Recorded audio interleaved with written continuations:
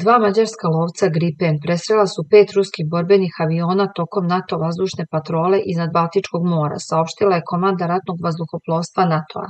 Incident se dogodio u trenutku kada su ruski avioni tipa Su-30, Su-35 i 3 MiG-31 letala u neposrednoj blizini letonskog vazdušnog prostora. Dva mađarska lovca Gripen poletela su iz baze Šauljaj u Litvaniji kao odgovor na let ruskih aviona. Navodi se u zvaničnom saopštenju objavljenom na mreži X. NATO je istakao da ovo presretanje pokazuje čvrstu posvećenost Mađarske i alijanse u zaštiti baltičkih država i istočnog krila saveza.